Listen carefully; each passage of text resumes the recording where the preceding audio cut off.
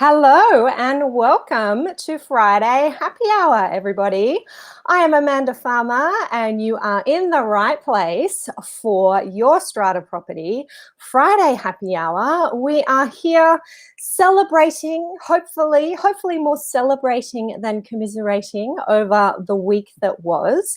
I have invited you all to bring along your beverage of choice. Welcome to our virtual happy hour, a safe way to socialize, to stay in touch while we are all a little bit quieter than usual, perhaps a little less one-on-one or more than that, socializing. I'm actually really interested to hear how you're going with the loosening of restrictions around the country. Here in New South Wales, last weekend, we were allowed to have 2 adult visitors come and visit our homes. We could go visiting if there were less than 2 others visiting at the same time. Kind of complicated, but we seem to be able to work it out. Let me know, how did you spend your weekends? Did you get out? Did you get about? Did you go visiting parents, grandparents, friends? I know that we went over and saw my parents with my son, who hadn't seen his grandparents for a couple of months, and we also had another set of grandparents come and visit us, which was lovely. So it was nice to feel a little bit part of the world again, and we're looking forward to doing that again this weekend. So if you are coming in, give me a hello. Let me know that you are here. I can see a few of you here already, which is really exciting. I am wondering if you know who our special guest is today, and perhaps that's why you're coming in, so that you can have a chat with him. I am going to introduce him very soon. He will be well known to many of you. Drop me a hello in the comments. Let me know that you're here, that you are excited to be here. I can see Gary. Hi, Gary. How are you? Gary is spilling the beans on who our special guest is. It is indeed Jimmy Thompson, and I know so many of you will be here to hear from him, having read many of his words over the years. Melissa is here. She's saying hi, Amanda and Jimmy. Hello, Melissa. Alex is here. Great to see you.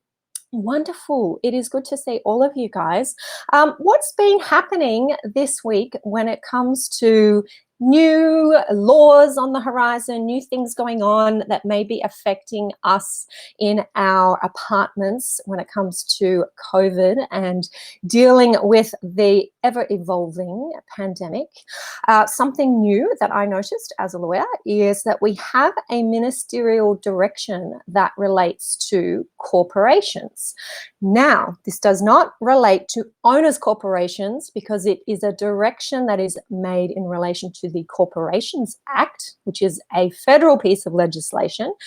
And the Corporations Act expressly does not apply to our owners' corporations. I say that now that is the case in New South Wales. We have that exemption under our New South Wales Act. I'm making the assumption that we have the same exemption across the country. But where this does apply to our communities is in respect of company title schemes. So if you are a strata manager managing company title schemes, then be across the fact that we now have some changes to our corporations legislation that allow you to have, yes, electronic meetings. If you are otherwise required under your constitution to meet face-to-face, then in a company title building, you can now have an electronic meeting. So that's super exciting. We haven't yet got that in relation to our owners' corporations in New South Wales, as far as I'm aware. But what I love about being here on a Friday is that you guys will update me if I have missed anything. And look at you all coming in. I can see Michelle, who is very excited for her weekly outing. Excellent. David is very excited. Everybody's excited. I can see Nikki. Hey, lovely to see you again today. Henry, good afternoon to you. David said he's missing Jimmy's column, Flat Chat, in the Saturday Sydney Morning Herald. Well, David, I hope that you are catching Jimmy in the Australian Financial Review, or maybe you need to subscribe. Check it out. I'm sure Jimmy will let you know where you can find him these days. Colin is here from New Zealand, getting closer to coming over for a wine. Is that coming over, Colin, to Australia for a wine? We'd all like to go to New Zealand for a wine, that's for sure. Hey, Matthew, good to see you. Grant is here and Zlata is here. Excellent. So good to see you all today. Well, yes, I am very soon going to welcome in our special guest. He is indeed Jimmy Thompson. I do want to flag before anybody posted in the comments to give me an update that you think I might have missed. We are going to talk about, or I'm going to make Jimmy talk about, the new guide that New South Wales Fair Trading has put out on its website this week, a guide for strata and community schemes dealing with COVID. I think it's important that you guys know about that guide, know that it exists, and Jimmy and I will let you know some of our thoughts on that one too. And if you've seen a bit of my social media this week, you might be able to have a little guess about what we're going to talk about. All right, now everybody is warmed up, everybody is here. You have your drinks in hand. I'm going to introduce our special guest, Jimmy Thompson. Jimmy runs the apartment living comment, news and advice website, Flat Chat. He is the author of 15 published books. He writes a weekly column in the Australian Financial Review, is a frequent guest on radio and TV, and hosts and produces his own podcast. He's also a travel writer, I didn't know that, occasional tour guide, and edits the travel website mildrover.com.au. Oh my goodness, we totally have to check this out. Jimmy has worked as a TV scriptwriter in Australia and Los Angeles, having created 3 successful TV drama series. As a comedy writer, he's been nominated 3 times for the Australian Writers Guild Sitcom Awards.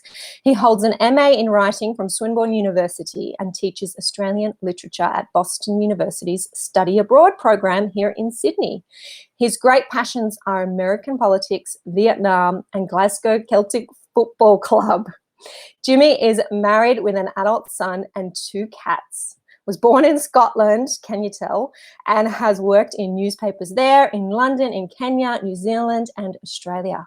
He is currently finishing his 3rd novel, or at least he would be, he says, if he didn't keep finding things with which to distract himself. Now, one of those things is our happy hour today. I am bringing on for you Jimmy Thompson in 3, 2, 1. Here he is. Hi, Jimmy. Cheers. How are you? I am very well. Cheers to you. We're still working out all our camera angles as we get used to this new world. Yeah, that way. Yeah, okay. Now, I want to know, and I'm sure our viewers, our audience here too, would like to know, what are you drinking today, Jimmy? Today, I was only going to bring this on as a prop, but I accidentally put some in my glass. I'm drinking Roku gin from Japan. Oh, so we did go with the Japanese gin.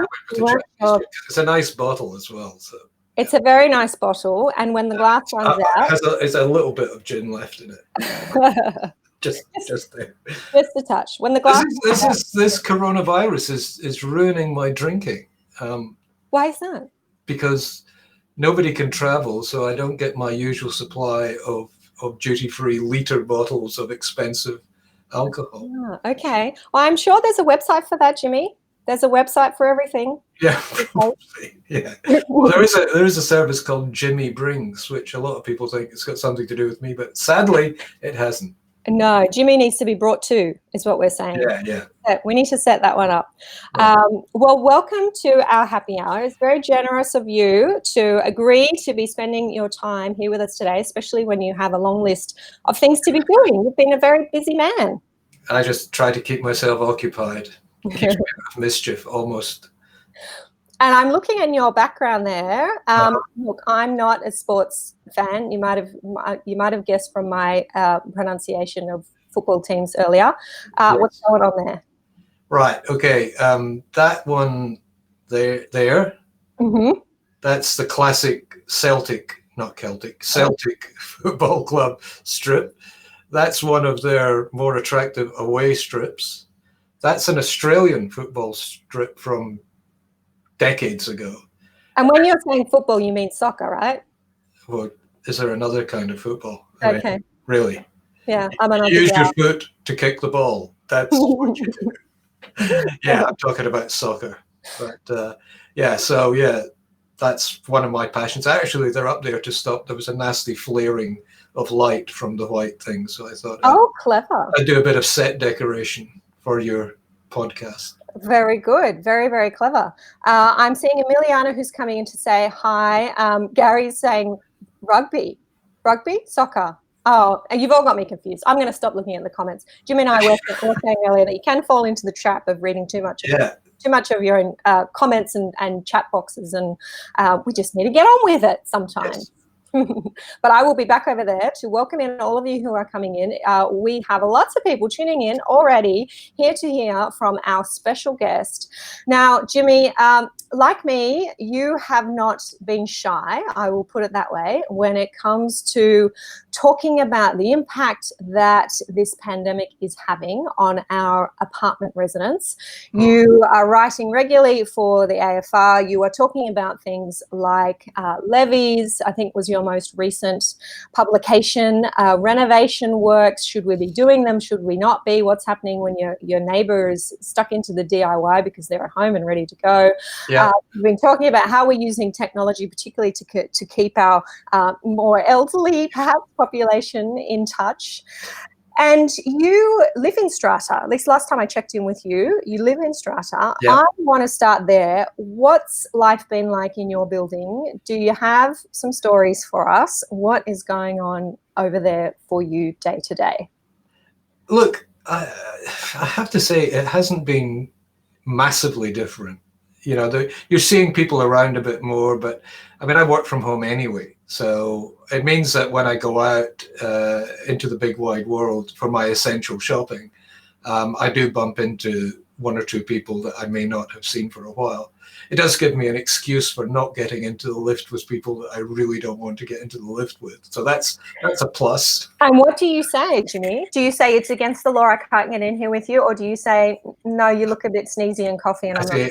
In your dreams, I say, you'd love to be 1.5 meters away from me, but you can't.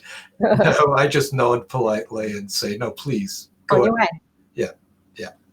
So, you know, in living in these communities, it doesn't pay to carry too many grudges or be too personally abusive. One of the things I have noticed, not just here, but around, is that it really is playing into the hands of the more autocratic of our committee members.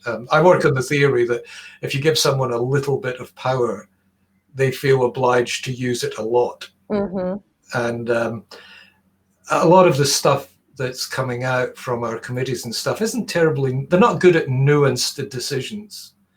And one example, I won't say where this has happened, but early on in the crisis, the question of the gyms, the Strata gyms came in. Yeah. And I spoke to somebody at Fair Trading who said, look, we don't want to tell people. You're breathing in. I can see you're already getting angry. I don't get angry. Okay. I'm focusing. All right. You're focusing. You're preparing yourself for the onslaught. And they said, look, we don't want to tell people what to do. You know, we leave it up to the owners' corporations to work things out for themselves. And a message went around this building of which I speak, saying, look, there's somebody who's just had a very serious, big operation, and they need to do a bit of gentle exercise every day. But apart from them, the gym is closed. And another person quite genuinely said, well, I actually have a serious condition as well, and which requires me to exercise every day. And the committee went, okay, that's it. Nobody can do it.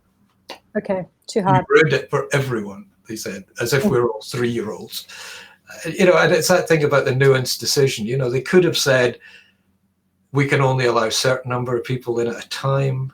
I mean, there's a building very close to that building, which they only allow 2 people, and they have to be in a relationship, right? So you can 2 guys or 2 women in a relationship, or a husband and wife in a relationship, can go and exercise at the same time in the gym. So a household, yeah, if you share a household. Yeah, it's a household thing, but no personal trainers.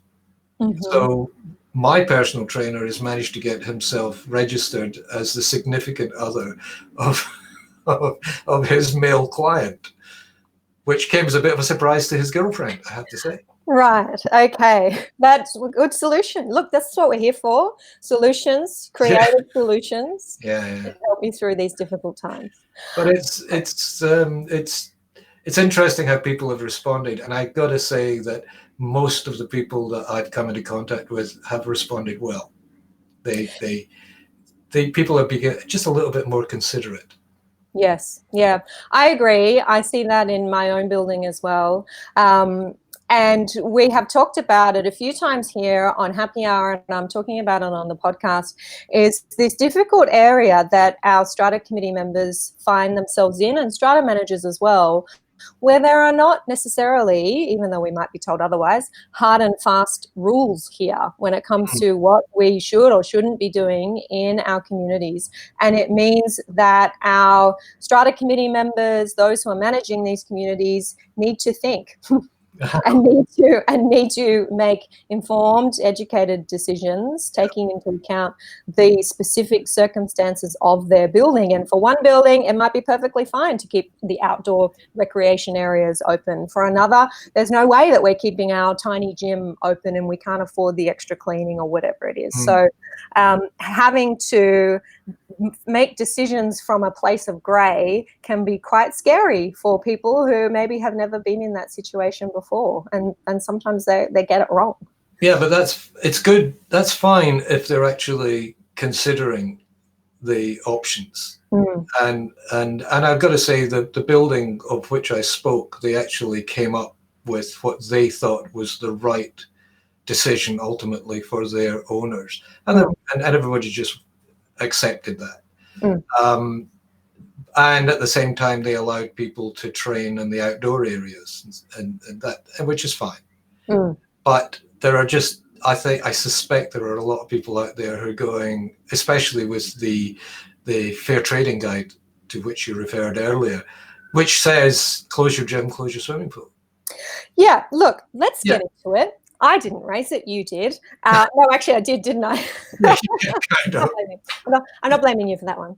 Okay. We do have a link, and if my dear Rochelle, who keeps everything moving here and together, has that link, she's going to pop it in the notes for you, because I do encourage everyone in New South Wales to go and check it out. If you're in other states and you're interested, have a look as well. I'm not sure. I know the SCAs obviously in each state have been putting out their own guidance, and we've been putting those over on our COVID and apartments.info page as well. But this is the first one that I have seen from a state regulator. It's on the New South Wales Fair Trading webpage. It is, when you print it out, it's 10 pages or so. There is a lot of sensible guidance in there. There's a lot of what we should do and things that perhaps are reminding our committee members and our strata managers to be aware of and to consider. The reason that you get the deep breathing when we talk about this from me is because I looked at it, it came out this week. It is already out of date, we'll flag that, because it doesn't take into account our amended orders that now allow us to have these extra visitors that I was talking about. But it also has some concerning statements in there that I think owners are going to find confusing, and I'm already hearing from owners with confusion about this. And it includes things like saying social distancing rules also apply to lifts. The fact is, when you read the public health orders in New South Wales, that is not what they say. And the social distancing laws, which is the 4 square metre rule, let's call it, have no place in our residential apartment buildings, in our private spaces, no more so than they have a place in the hallway of your freestanding home. And we saw in the media this week that apparently there was a Western Sydney apartment building that had people lining up outside to get in their lift to get home because building management told them that it was the law, that they must only enter the lift in household groups. Now, I am the first to say it is probably not very sensible to be crowding into any kind of lift at this point in time. And if people are uncomfortable doing that, then absolutely they should not be doing it. But I don't think that our government regulator, whose role is to educate, to inform, to tell people what the law is, should be producing a guide that blatantly sets out that the law is something when it is not. That is going to cause problems. It's already causing problems that we are then left to resolve. There's other things in there about what buildings must and must not be doing. As a lawyer, when you read the word must, you ask the question, well, where's that in the law? And it's not. So take it with a grain of salt. Jimmy, I know that you're quite used to taking the contrarian opinion, let's say, and perhaps holding unpopular or publishing unpopular opinions. I feel that that's me at the moment. How do I deal with that?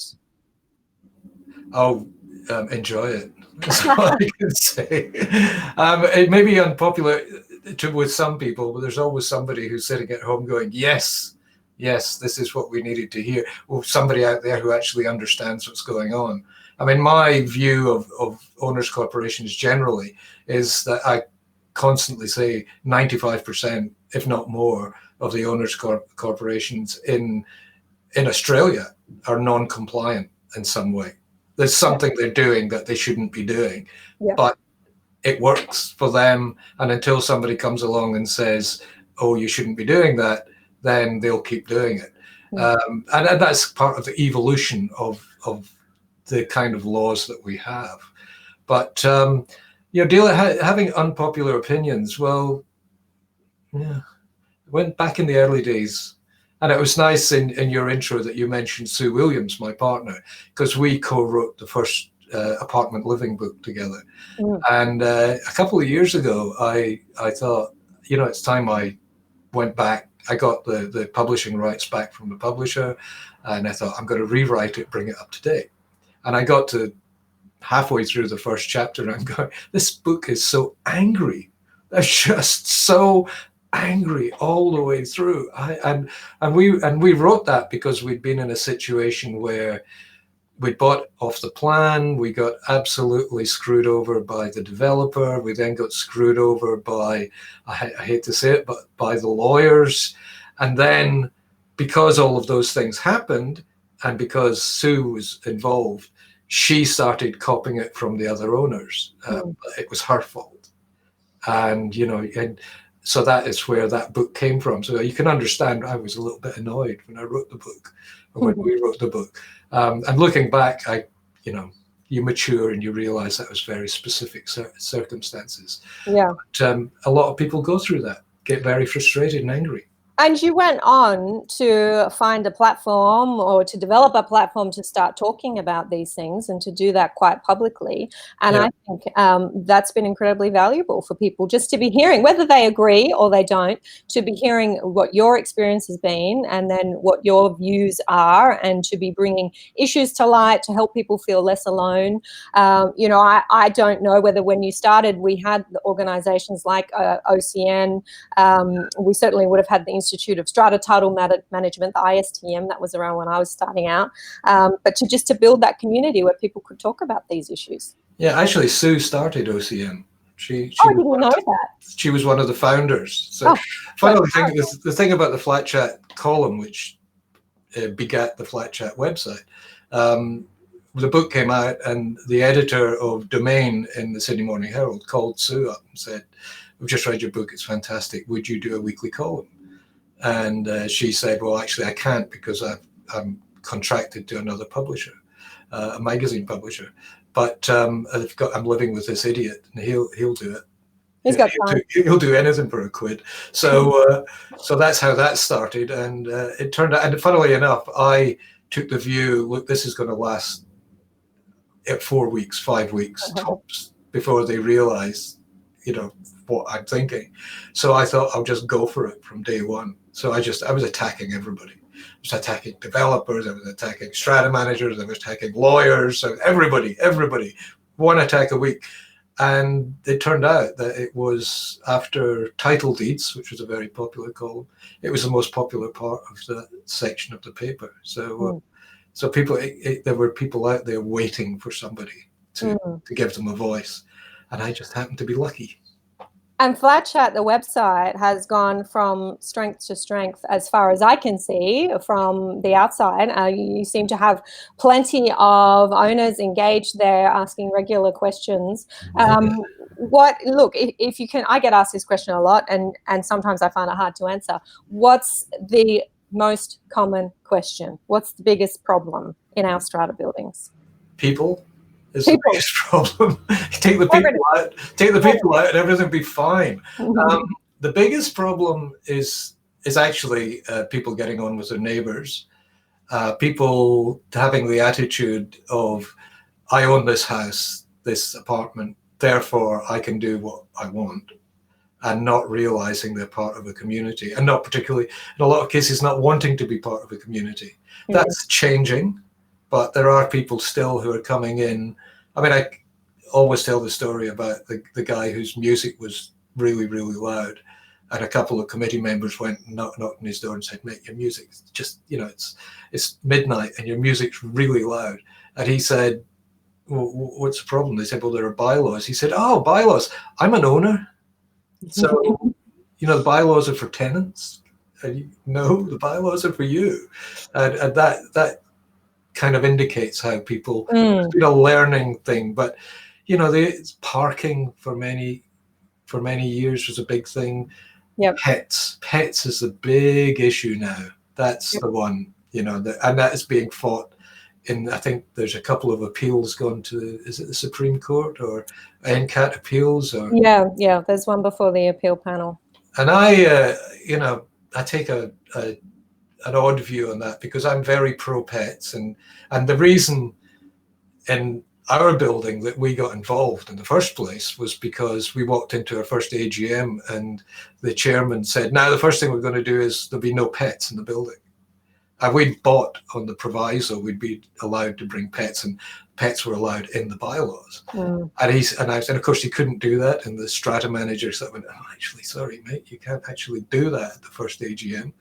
And then it went into a whole fight. Now, so obviously I'm pro pet, but I understand that there are people who either personally or for medical reasons or culturally, for religious reasons, don't want to live under the same roof as animals. Where are they going to go? If as the trend seems to be, buildings that have anti-pet bylaws being forced to adopt pro-pet bylaws or allow pets, where are the people who can't or just don't want to live in apartment buildings with pets? Where are they going to go? Yeah. Well, our most recent tribunal case in New South Wales, and this is a particularly New South Wales issue as far as I'm aware, because of the way that our legislation is played out with harsh, unconscionable or oppressive bylaws being invalid, is that this is the Cooper case that I'm talking about, for those who are aware of it. The tribunal said you do really need to be taking into account the unique nature of the building itself. And in some buildings, a blanket pet ban will be harsh, unconscionable or oppressive, and in other buildings it will not be. I'm not sure, though, that the reasoning went so far as to stretch to take into account individual owners' beliefs or needs or situations. It was more going to, if you're in a very small building with 2 or 3 lots, if you are in a building that has a lot of short-term tenants, then it might be that a ban is not unconscionable or oppressive and is in fact quite appropriate. But yes, we watch and see what the appeal panel comes out with on that. I am contacted almost daily by owners, tenants. Most recently I was contacted by a tenant who want to keep pets, and they have these pet bans. They've read about the cases, they've seen it in the media, and they want to understand how they can make it happen for them. And it's just becoming more and more common. I too have been accused of being pro-pet.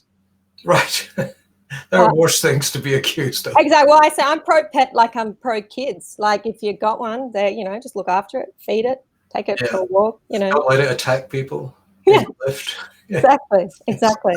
Now, I do want to acknowledge we've had a lot more people come on in here, and some of you are saying hi. If you're coming in and you haven't given us a hello, please do. Scrolling back up, hi, Michelle. Lovely to see you. Natalie, good afternoon. Gary, yes, we have kids actually playing on the common area instead of watching a screen. It is outrageous.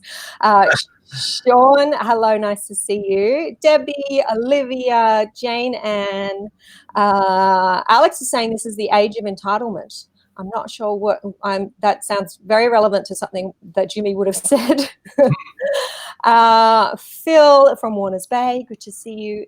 Isabella, I'm lucky. It's written in our bylaws that we can have pets. Yes. Lucky for you if you are a pet lover. Claire says, Jimmy, you have been the voice of sanity these years of strata crisis management. Thank you. I think she's misspelt insanity. No, that's good. That is, thank you very much, Claire, for sharing that. It is important that, when so many hours go into, for example, maintaining a website like yours, and I know, Jimmy, because mine is getting there, it's nice to hear from people who are reading and who are benefiting and having that, you're having that practical impact on their life, kind of keeps you going at 11 p.m. when you're typing out forum answers. Yeah, I have a rule: no responding to forum posts after midnight or after the second glass of red wine. Yes. But then after the second glass of red wine, I forget about both of those rules. So sometimes it gets a bit colorful. I actually really enjoy it. It's quite different from my day-to-day lawyering and the way that I give legal advice. I'm quite bound by my instructions in those situations. I'm on the clock, so I'm mindful of whatever the budget limit might be. When you're in the forum, and what I do in my forum is do it quite clearly on the basis that this is guidance, this is information, these are my thoughts, this is drawing from my experience that I've had as a lawyer working with clients in similar situations. It's quite freeing, and just putting your ideas out can be quite fun, and I often do it on a Friday night or on a Saturday afternoon. To answer those questions and learn so much myself along the way. It really keeps you on your toes. Well, the tricky thing for me, I've found, is whenever I see a question that I know the answer to, I just want to go, oh, yeah, I know this. I think, well, this forum is not for me. It's for the flat chatters, as I call them. And I got to let them answer the questions sometimes, because it's a buzz for them to say, hey, I know this. They do, yeah. And the other thing I've learned, which a certain gentleman across the Pacific could do to take a lesson in, when you're wrong, just go, ooh, I was wrong. Yeah. And this is the right answer here. Yes. And that's actually quite liberating, because it means you can express an opinion based on what you think you know, and then somebody comes along and says, actually, if you look at the legislation, and you go, oh, right, thank you very much, I'll just correct that. Off you go. I was wrong. Carry on. Yes. And I know that you're never wrong. I noticed this. Depends on what questions I'm answering after how many glasses of wine. All right. I was going to say lawyers are notoriously bad at not so much, I'm not going to say admitting that, but accepting that they could be putting themselves in a position where they might be wrong. And this is something I've learned when I've talked to other lawyers about the podcast and having a forum where you're giving advice often on the fly quite quickly. I shouldn't say advice. It's not advice. It's guidance and information.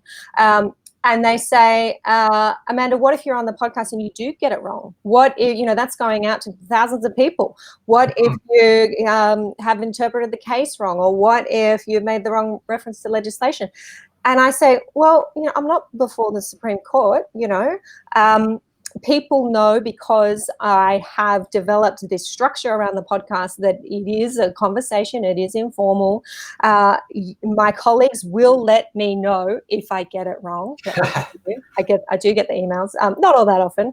And then I get on the podcast the next week and I say, oops, I got it wrong. I'm okay with that, and people appreciate that. And I think unless you're prepared to do that, you cannot do things like this. You cannot do live. You cannot provide information. And if I was too scared, and if you were too scared to do that, there would be so many people who benefit from this who would miss out. And that's when I think about that. That's what keeps me going. Wrong, right? Just move on. Exactly. I'm sorry I impugned your reputation by saying you never corrected yourself, of course. But I just didn't think you would ever have to. I just made that assumption. It's rare. It's very rare. It doesn't happen. It doesn't happen a lot. No. But it's funny, I was reading, somebody sent me a lawyer's letter that was sent to them. Okay. And this is another strata lawyer who shall remain nameless, because neither of us want to get sued. But this person believes he is the greatest strata lawyer in the land, And Right. he sent this letter to this person saying, you have been a problem, and you keep complaining about this thing, and you've got no right to do it, and this is vexatious, blah, blah, blah. And because it's vexatious, we are going to go to NCAT and get costs against you because you have been such a vexatious person. And this is, you're looking at this going, a normal person would read this and go, oh, I'm going to lose my apartment here because I've broken the law. And it was just one lawyer who, I mean, I have to be fair, if you were that lawyer's client, you'd be going, yes, get stuck in there. But then you look at it laid out in that way and you think, surely you cannot make claims like that, especially since, as it turned out, the lawyer's clients lost. Yeah. Well, Jimmy, that's what I call a bully. And there are a few lawyers out there who are bullies, and you see it in person sometimes. You might see it in the tribunal, and sometimes you can read between the lines in the letters, and you know that they're bullies. And, you know, look, on one view, as you say, lawyers are hired guns. We are paid by the client to achieve a result, but there are paths to achieving that, different paths to achieving that. I was involved in a case when I was quite young, just starting out as a baby lawyer, and made the mistake, of course, of hitting the reply all button on an email and accidentally putting in my opponent. And I thought I was writing just to my client. And I said something, words to the effect, this is just another bully boy letter from so-and-so. To which the lawyer wrote back and said, Ms. Farmer, you have accidentally copied me on the email. You have just apparently called me a bully, and I would like you to retract and apologize. And I immediately panicked and thought, oh my goodness, what have I done? And then I calmed down. I thought about it, and I thought, no, he is a bully. And I am not apologizing. And that was blatantly a letter written by a bully. And I wrote back to him and I said, no. I'm right. You are a bully. The way you wrote that letter, I'm not apologizing. And my client went, yes. Good for you. Yeah, it's hard though, you know, I mean, because calling somebody a bully, I mean, being a bully is not against the law. So, yeah, but you know, it could have consequences in your career later on. Could be a breach of the bylaw if you're in a strata scheme. Right. I was an interesting thing came up the other day. If I can, just jumping to another point, if I may. Yes. Now that I've got a lawyer, an actual real life lawyer here to talk to. Let's do it. Can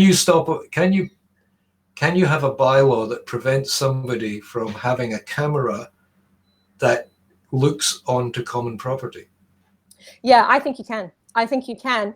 And I think that unless you do, then somebody can have a camera installed on their lot property that looks wherever they want. Yeah. Right? There is that, and I have, I've talked about this on the podcast because we got a barrister's advice on this exact point. And the Surveillance Devices Act, New South Wales, again, everybody, the Surveillance Devices Act does not cover when you have the device installed on your own property, looking at someone else, into someone else's lot, into their balcony, into their bedroom. That's what you mean. As long as you're not recording audio, you don't need their permission to do that. So, the advice that I then went on to give my client is that unless there is a bylaw that prevents you from doing that, and I think you could have a bylaw, you know, bylaws have to relate to the management of lots and common property. Would it be harsh, unconscionable, or oppressive to tell someone they can't install a camera that looks onto someone else's lot or onto the common property? Probably not. I mean, it's the role of the owners corporation, the Strata, to monitor what goes on the common property. Why should lot owners be doing it? So, yeah, again, there you go. Half a glass of champagne and live video advice on the one. Just what I do. Cheers. Friday afternoon. Cheers. Was that the answer you wanted? Speaking of hired guns, what did we want to achieve? It was interesting because I can argue it the other way if you want me to. No, please. Yeah, and in a more bullying fashion, if you don't mind. But I was on James Valentine just the other day, and somebody asked this question. And I said, and I went back to my journalist privacy training, which is what you said. You can, if you are on private property or even on a public property, and you could be filming or photographing inside someone's house, and that is not an invasion of privacy, unless they have a reasonable expectation of privacy, which would be like their bathroom or something like that, then the question is, well, why have you got your camera trained on their bathroom? But of course, as soon as you step onto their property, like you jump the garden fence to take a picture, then that's a breach of privacy. It's actually trespass. It's trespass. Yes. But bring that back to common property. Common property is not private property, and it's not public property. It's common property, and that's where you need a bylaw. Yes. And if you are installing, one thing a lot owner can't do is install and make an addition to the common property without approval. So lot owners putting their own cameras on the common property, we can't do that. But certainly lot owners filming the common property from their own property in New South Wales would be fine. Just having a look over at the comments here, if I dare. Joe's saying, hello, champion. Joe, is this me, Jimmy? Who's the champions? Yes? We're both champions in our own way. Bruce is saying, hello, Amanda and Jimmy. Normally, Bruce is from Piermont. You must be out and about, Bruce. Vanessa, lovely to see Jimmy IRL, in real life. Loving Oh, right. Okay, yeah. Well, nice to be seen. Gary's in Piermont as well. Shay is saying they're here for the couch auction. Did anyone, is there a couch going? It's one of these things. It's like the Monty Python sketch where they have the phone in and somebody keeps calling in and going, is Vic there? I always worry that I'm missing a joke because I'm a little bit, I do miss a bit. No, it's just not a very good joke. That's why you didn't recognize it as such. Okay. Sorry, Shay. Sorry. Yeah. Yeah. We're talking to a professional here. Yes.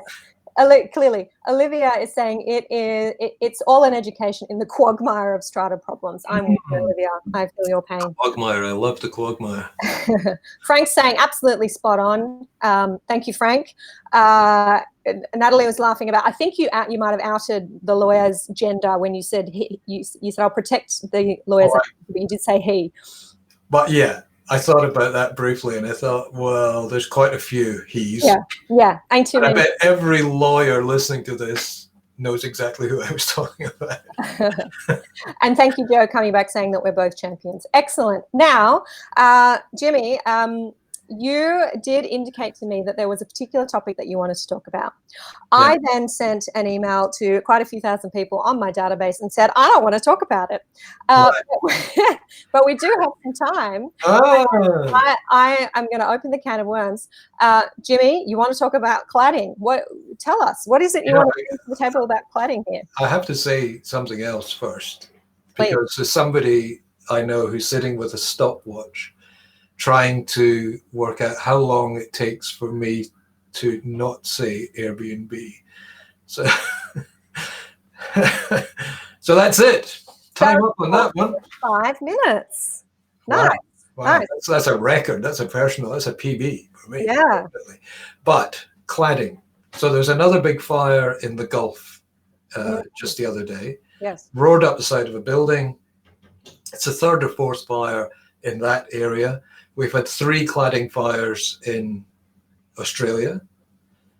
And my theory is everybody goes back to the Grenfell fire in London, which was a terrible, terrible thing. My thing is that was a perfect storm. You had a building, they had no fire escapes. Everybody had been told, stay in your apartment if in the event of a fire. They had no sprinkler system. So that's why that was so horrific and horrendous. But let's go back to all these other ones that we've seen in modern buildings. 3, 4 maybe in the Gulf that we know of, 3 in Australia. The death toll from all those fires has now reached 0. Nobody's died. These buildings, a modern building with cladding on it, properly built, designed the way they're supposed to be designed in Australia. Yeah, it will burn spectacularly on the outside, but if the fire goes inside, sprinklers come on, people get down the fire escapes. It's all okay. Now, I'm not saying we shouldn't get rid of the cladding. What I'm saying is we shouldn't be telling people you've got to do this within a certain amount of time. You've got to make these massive levies, and we're not going to give you any financial help. And I think what you say is, look, if you can guarantee, bring in really strict bylaws and enforce them, get barbecues off the balcony, stops people smoking on balconies, stop people storing crap on their balconies. And these are the three things that have started the fires in various places that we know of. Deal with that, and then we'll give you some breathing space to deal with the bigger problem. But it's this sort of all or nothing thing. Our politicians are going, you've got to get rid of the cladding, and by the way, we're not paying for it. Yes, but that's kind of the way that our country and our government's always operated. You know, it's catering to the lowest common denominator, and the easy option is to just say no, and nobody can, nobody shall. This is the general rule that applies to all. Right. So it doesn't surprise me that that's the approach that's being taken. What you're saying, I've certainly heard before. I've heard that from experts, from fire guys. It usually is fire people. I think Linda Kypriadakis has, in an interview that we had on the podcast, from when she was talking about the Australian Building Management Code, we got into cladding as well, and she said something very similar. There are maybe some fire guys. I often have a couple of fire guys here listening in. So if you have opinions on that, please do pop them in. Joe's just saying composite cladding. I think we need to say aluminium composite cladding. ACP is the way to reference the cladding. I keep changing it. It's combustible cladding was the last thing, and before that it was flammable and inflammable. Yeah, well, that's which reminds me of my favorite. Do you remember the sitcom Cheers and Woody in Cheers? Yeah. One of my favorite jokes is just out of nothing. He says, "Hey, did you know that flammable and inflammable mean exactly the same? Boy, did I learn that out the hard way." Yes. Well, only you, Jimmy. Only you could be having a laugh when we're talking about these very serious issues. You're right. Joe's saying the developer should pay for removal or replacement. Yeah, look, I know there are buildings out there, large communities in Sydney, who have quotes and even have raised the levies for multiple millions of dollars worth of cladding removal. So, you know, I talked about contrarian opinions earlier, Jimmy. Is this one that you're going to publish in the AFR and have the mail come in response? I have already been there on this. Have you? Yeah. But Ian, it's always worth another swing round the lighthouse on that one. Yeah, it's difficult. And the our building commissioner, who has signed off on or had some role in our report that's been released, that I know you were talking about on Twitter, they don't take that view in the report. No. The report is the upper house report, which upper house is code for to be ignored. It says the government should help financially people to get rid of cladding, which if they're going to insist on people getting rid of cladding, then they should. There's no question in my mind. But that upper house report that came out last week, headlines nowhere. I think the Newcastle Herald did a big thing online about it, but because there's a lot of cladding issues with them. But you know, you've got this thing of David Chandler, the building commissioner, who have you had him on here? I haven't, no. Interesting guy, really forthright, good talent, as we say. Okay, good to know. Good to know. But he basically has this plan to go out and look at the history of developers and what buildings they've done, and have there been complaints, and have they been compliant, and basically when a building plan comes to put in for a new building, he can go, well, look, these guys have got X's, black spots against their name, all here, so I'm just not going to recommend that anybody insures them, or whatever it is that he can do. But he cannot do anything until the new legislation is passed, and that's not even going to come up until September, October. Yeah, I think October it said that the government had to consider the recommendations in the report. Oh yes, important questions. David is asking, and here I can redeem myself, is that a Celtic jersey? It is. In the background? It is. David must have come in a bit late and missed my mispronunciation. But you shouldn't have said anything. You could have just covered it up. I told you, if I do make mistakes. You did say this. Yeah. I did, yes. Yeah. Now, Jimmy, you and I are fellow podcasters. Yes.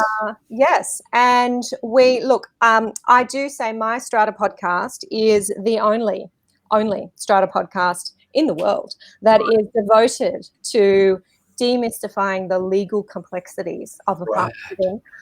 What's going on over on your podcast? We're having fun. We're talking about kittens and exercise, and we're coming up with outrageous solutions to serious problems. That's what that I'm happy to clean up for you. You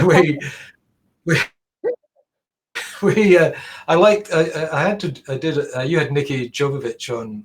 Is that right? Is that her name, Nikki Jovovich? She's coming. I do have some inside information because she's coming up. She hasn't been on yet.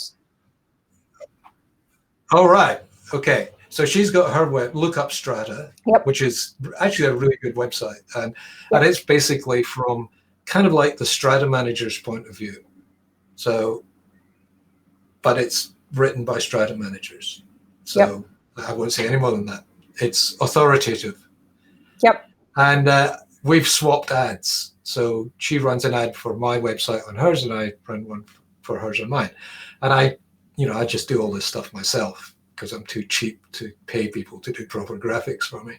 And I couldn't think of a slogan, so I called myself the loudest voice in Strata. And then that thing came out, the TV show, the TV series about that awful guy on Fox News. All right. Yes. Yeah. What's his name? I've watched it, but I've forgotten his name too.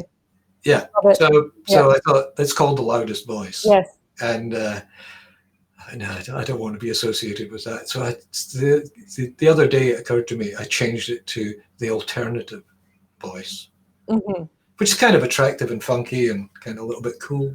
Yeah. And now here you are, and everyone can see you in person and can see. Yeah, not that alternative. Not that I tease. When we were off air, Jimmy, I do want you to share with our audience that you used the word frenemy. Yes, I did. I described you as a frenemy in my column, and then I thought, well, maybe you'd object to the friend part. Not at all. It's taken us a while to look. We've got together in person for sure. Yeah, I still owe you lunch, by the way. You do, yeah. That's the enemy part. Hasn't paid me back for lunch yet. But I have done events together with OCM where we've both been speaking. And I don't actually know why it's taken us so long to get chit chatting together, whether on either podcast or. But here we are. It's taken a pandemic. There you go. Yeah, it's because you keep changing your hair. Every time I meet you, I go, "Hi, it's nice to meet you," and you go, "We've met before." It happens to me a lot. I just like to reintroduce myself and say my name numerous times to the same people. That's why I keep changing my hairstyle. Keeps everybody on their toes. I wish I had a hairstyle to change. Well, there are a lot of people here today saying that it's so lovely to see you in person, that they've been reading your column for so long. And so it's a bit of a thrill for them, I think. And a thrill for me too, Jimmy, to be talking to you on a Friday afternoon where what are you up to with your gin there? It's getting perilously low. And since there are no flights, I mean, I'm shockingly close to having to pay retail for my alcohol. That's how bad it is. I can send you a few websites, okay? Right. All right. Okay, all right. Hey. I'm getting perilously close to my laptop battery dying. It's a very professional outfit here. I'm not plugged in, but I'm keeping my eye on that little red battery. Now, listen, I am going over to our comments here. We are just fast and loose here. Isabella's giving a shout out to Patrick. Thank you. Nathan, keep us in line, similar to fire compliance, should comply at the time the building was constructed. Look, this is such a complex issue with cladding. Nikki's saying thanks. Nikki is here. Did you see Nikki here? Yeah, and then she says this is a true story, which I think she's implying that my other stories are untrue, but maybe I'm just being paranoid. Strata saying it's really great to listen today. Jimmy, Alex is your neighbour on the west side. All right, Alex. Right. Hi, Alex. That wasn't our building I was talking about. Not at all. No, not at all. Not even remotely close.